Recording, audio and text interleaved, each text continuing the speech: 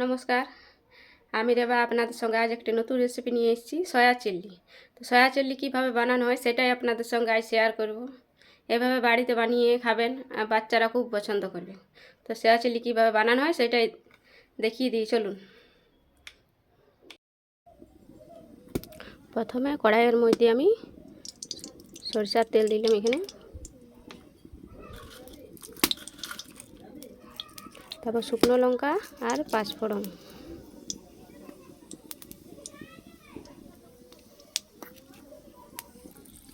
তার মধ্যে একটা তেজপাতা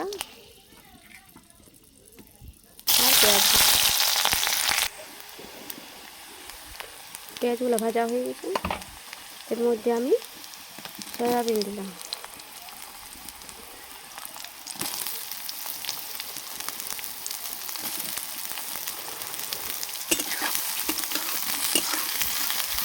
এটাকে আমি ভালোভাবে ভাজিয়ে নেব। সয়াবিনটা ভাজা হয়ে গেছে।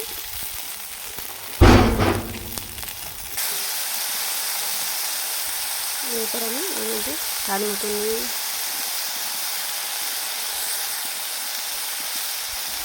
হলুদ গুঁড়ো 1 চামচ, 1 চামচ লঙ্কার গুঁড়ো, 1 চামচ জিরে গুঁড়ো দিয়ে ভালো করে মশলাটাকে ভেজে নেব। এরপরে ভাজা হয়ে গেছে। এরপর আমি সামান্য একটু জল দিলাম। এখানে আমি 1 কাপ মতো জল দিয়েছি।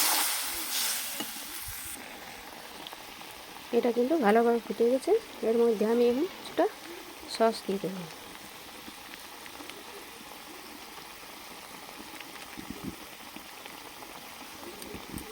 সসটা দিয়ে ভালো করে আমি এটাকে মিশিয়ে নেব।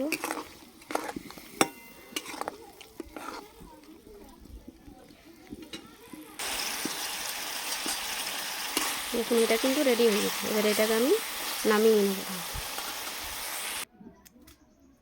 দেখুন, এটা রেডি হয়ে গেছে, সয়া চিল্লি। এভাবে বাড়িতে বানিয়ে খাবেন। কেমন লেগেছে অবশ্যই আমাকে কমেন্ট বক্সে জানাবেন এবং একটা লাইক এবং শেয়ার করে দেবেন। ভালো লাগলে পেজটিকে ফলো করবেন, আর যারা ইউটিউব থেকে দেখছেন তারা একটা সাবস্ক্রাইব করে দেবেন।